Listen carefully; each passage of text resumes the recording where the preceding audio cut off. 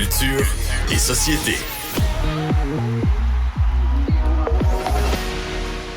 Chronique culture et société avec Florence Lamoureux, qui est une patineuse en chef, on peut se le dire. Elle aime bien le gossip ici Salut. au bureau. Ça nous Toi arrive aussi, souvent t'aimes d'avoir... ça. J'adore ça. Je pars rarement à la discussion. Par contre, j'ai toujours l'oreille bien attentive lorsque vous papotez comme ça. Alors, quel est le premier sujet aujourd'hui, Florence? C'est un sujet, je t'écoute, qui m'a vraiment fâchée aujourd'hui. Tu vas pas commencer cette chronique-là fâchée. Ben, je vais pas dire que je suis fâchée, mais je trouve que c'est un peu un crime ce qui a été annoncé par Starbucks. Là, j'y vais peut-être un peu fort. Mais Starbucks a fait une belle annonce disant que l'automne était à nos portes en annonçant aujourd'hui le retour de son fameux Pumpkin Spice Latte qui était de retour dans ses succursales. Il faut savoir que c'est la première fois que Starbucks ramène sa boisson assez fétiche. Là. C'est vraiment la boisson la plus consommée chaque année dans... C'est vrai, hein? Ah, ouais. C'est vraiment une tendance où les gens souvent là, vont chercher leur Starbucks.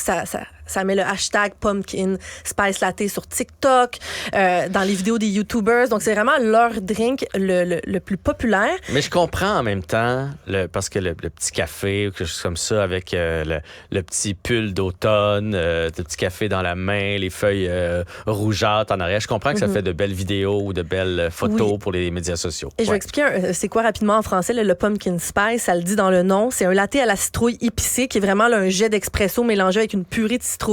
Ça goûte vraiment la citrouille pour l'avoir essayé. Mais là, le Starbucks, normalement, annonçait beaucoup plus son retour à l'automne. Et là, il annonce ça aujourd'hui, disant que c'est de retour dans les succursales.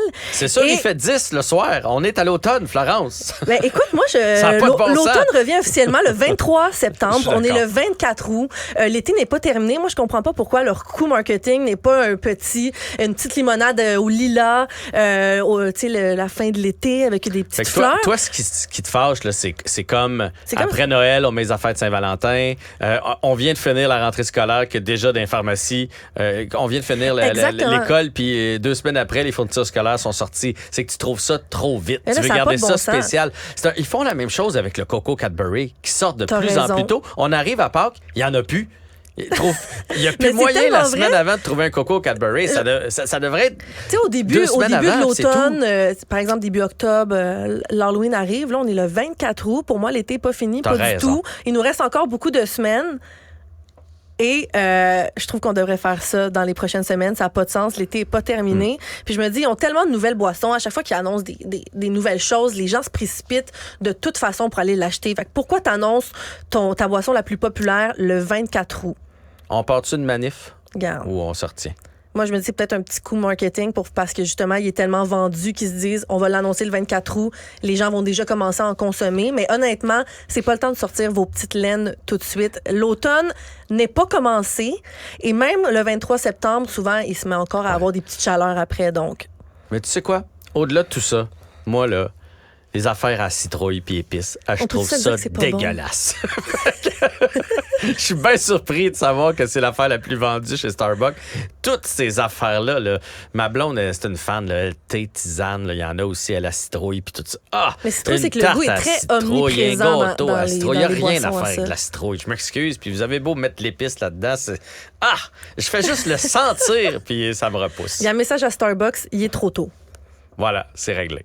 The party, yeah, you'll find my body fully covered in confetti. I tried calling somebody to tell them come get me, but you'll find my body. Elle, par contre, on n'est jamais tanné. Non, la belle Charlotte, c'est la sortie officielle de son 2e album en carrière, 99 Nights, qui va sortir officiellement à minuit ce soir. Là, vous allez peut-être me dire, il me semble qu'il y a beaucoup de chansons de cet album-là qui circulent. Oui, ça fait plusieurs semaines que Charlotte avait déjà sorti 4 chansons pour nous titiller avec Confetti, que vous venez d'entendre en introduction, Jim Carrey, 99 Nights et Looping, qui circulent, qui ont joué abondamment dans les radios cet été, qu'elle a performé en spectacle, dont à Oshéaga. Mais c'est vrai que c'est étrange. D'habitude, on sort un single, gros max, puis après ça, l'album arrive pour que les gens aient envie de découvrir le reste. Là, on connaît la moitié de l'album. Surtout que sur Apple Music, ça fait longtemps qu'on peut aller voir. Tous les titres des chansons sont révélés depuis longtemps. Donc, ça peut nous donner un peu des idées des thèmes qu'elle va aborder dans ces nouvelles chansons. Et dans ce nouvel album-là, on va avoir le droit à 12 chansons, dont une en français qui se nomme Enfer.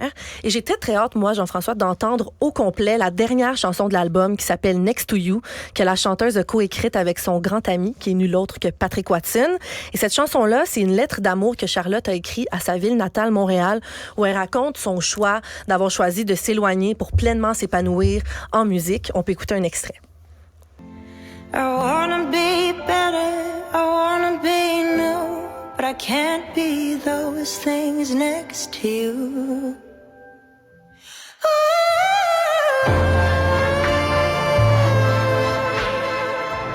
Charlotte avait sorti dans le passé 2 EP et son premier album officiel qui s'appelait Phoenix. Et là, 99 Nights va être son deuxième album en carrière. Et cet album-là va être vraiment très différent du dernier qu'on a pu entendre. Aussi, si vous avez écouté ses nouvelles chansons, vous pouvez voir que c'est quand même assez différent niveau musical, niveau histoire qu'elle raconte que ses dernières chansons. Dans ses nouveaux morceaux, elle raconte ses histoires, mais très personnelles, propres à elle, comme Confetti, où elle parle de son anxiété sociale, surtout en amitié, où elle a de la misère, par exemple, à sortir, à aller dans des parties, à être pleinement là, à se donner avec les autres. Looping, où elle se confie sur ses pensées obsédantes qui l'obsèdent souvent lorsqu'elle part de chez elle, qu'elle part en tournée. Sa chanson Daddy is a Psycho, où cette chanson-là n'est pas encore sortie, mais le titre veut dire beaucoup. Elle s'est confiée au Journal de Montréal sur cette chanson-là, disant qu'elle a vraiment hésité à sortir... À la mettre. À sortir un morceau où elle parle de son père. Elle dit avoir une belle relation avec lui, mais c'est une relation qui est complexe, qui est pas facile. Elle y a longtemps réfléchi, mais elle a dit, je tiens à être vraie, à être vulnérable avec mon public, donc je vais mettre cette chanson-là sur mon album. Et Charlotte va débuter sa tournée officielle de son nouvel album le 31 août prochain à Trois-Rivières, à l'amphithéâtre Cogeco. Malheureusement, c'est complet. C'est sûr. Quand elle sort des billets, ça se réserve tellement vite. Moi, là, je pense que les gens qui nous écoutent ne réalisent pas l'ampleur du phénomène Charlotte Cardin. Je pense que c'est la plus grande vedette de la chanson au Québec présentement. Sans rien enlever à Céline. C'est incroyable son ascension depuis la voix. Oui. Moi, là, je te raconte de quoi, là, parce que je vois que tu es fan de Charlotte. Un matin, quand je travaillais dans une autre radio commerciale, elle était tout jeune. Là, puis là, elle voulait évidemment percer. Puis elle s'était pointée le matin avec son petit synthétiseur. Puis elle était venue me faire une perfo live. Cette grande affaire-là, parce que tu sais, elle est grande et mince, qui arrive un peu, elle avait l'air d'être dans son pyjama encore, genre il est 7h15. Puis là, elle s'installe en studio, puis elle joue. J'avais des étoiles ou des cœurs dans les yeux. Là. Tu peux pas rester insensible à Charlotte Cardin. Là. Mais là, je réalise maintenant la chance que j'avais eue d'avoir un petit concert privé comme ça. On avait pris un petit café ensemble le matin, on s'était jasé. Puis là, quand tu regardes, là, vous dites, OK, ouais, t'es à Trois-Rivières, c'est le fun. Elle va aller à Québec, c'est le fun. Mais là, je suis sur son site. Là. London, Manchester, Bruxelles, Amsterdam, Cologne, Munich, Berlin, Istanbul, Washington, Boston, New York, Chicago, Philadelphie, Los Angeles, Portland, Vancouver, Victoria. Il y avait l'image de son nouvel album sur ça n'a pas de sens. le Broadway, je cherche le mot, mais à New York, là, quand on se promène et on arrive dans Times Square, son album est annoncé. Là. On voit Charlotte Cardin, c'est vraiment une belle fierté pour nous.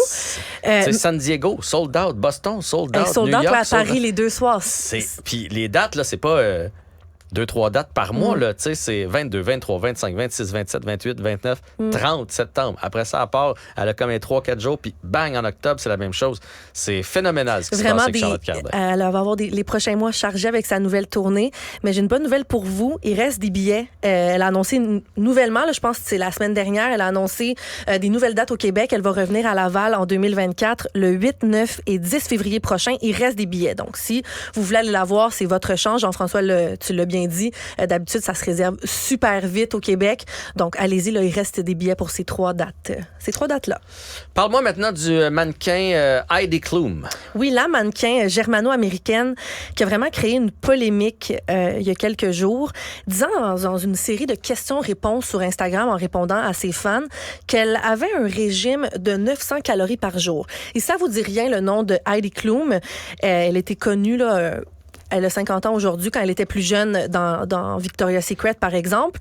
Mais en ce moment, elle est vraiment comme dans l'actualité américaine parce qu'elle est juge à American Got Talent depuis plusieurs années. Donc, c'est la femme là, avec les longs cheveux blonds que vous avez peut-être vu à American Got Talent. Mais donc, elle a un régime de 900 calories par jour, mais moi, je suis pas bien bon dans ces affaires-là. Il me semble que c'est à l'entour de 2000 qu'il faut consommer par jour, logiquement, non? Exactement. Fait que 900, c'est... Non, c'est vraiment alarmant. Tu peux pas dire ça. Il y a des gens qui vont le faire pour vrai puis qui vont en mourir. Oui, elle est suivie par plusieurs milliers de personnes. Et ce qu'elle a dit, c'est que le secret pour avoir sa silhouette, sa belle silhouette à 50 ans, on met ça en grosse parenthèse, c'était son déjeuner faible en gras qui constitue 3 œufs pochés et un bouillon de poulet chaud. C'est ça qu'elle mange tous les matins. Et elle a déclaré à ses abonnés qu'elle mangeait pas plus de 900 calories par jour. Écoutez, c'est vraiment alarmant comme propos. Et moi, je voulais vraiment revenir sur ça parce que il y a beaucoup de jeunes qui la suivent. Je l'ai dit, elle est juge à American Got Talent. C'est beaucoup de jeunes qui écoutent cette émission-là qui la suivent.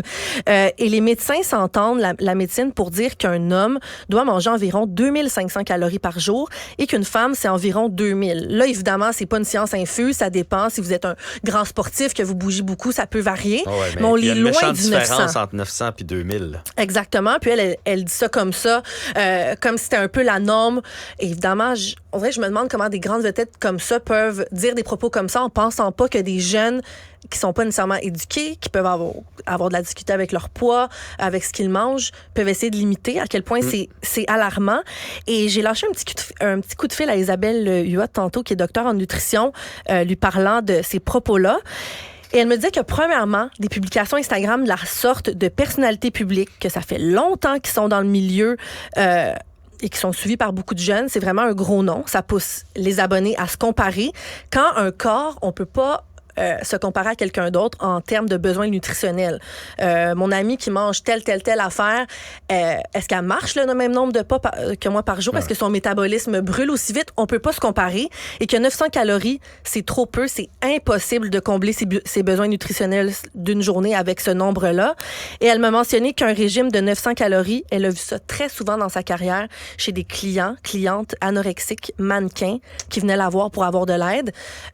Donc, que c'est vraiment pas un exemple à suivre. C'est un très mauvais signal à envoyer. Puis ça va tellement à l'encontre de ce qu'on essaie de promouvoir là, sur la différence corporelle, sur justement là, les jeunes filles pour contrer l'anorexie, la boulimie, ce genre de choses-là. Donc, écoutez pas ça. Heidi Klum, écoutez pas ça. Je te donne 30 secondes pour te faire plaisir avec le dernier sujet. J'avais préparé ta chanson préférée. T'as peu.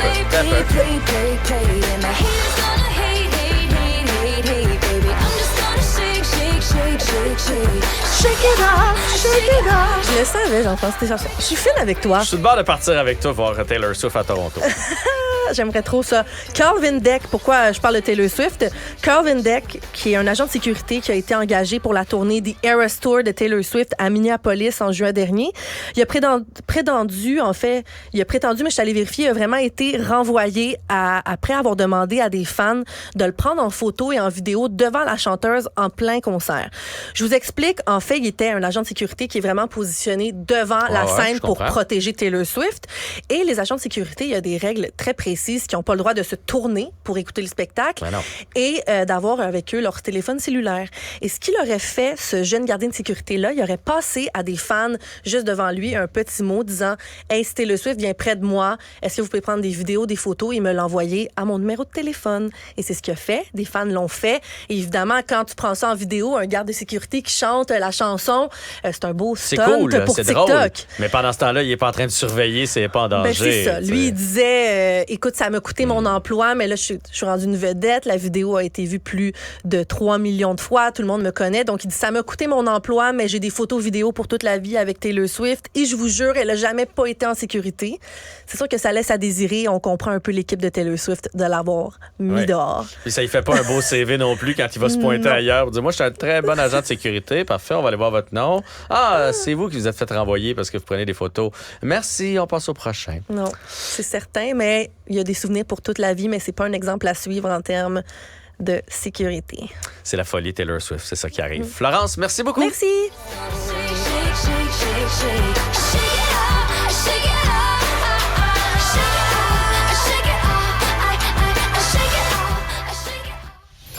Ne ratez plus rien. Cette émission est aussi disponible en balado sur l'application ou en ligne au cuberadio.ca.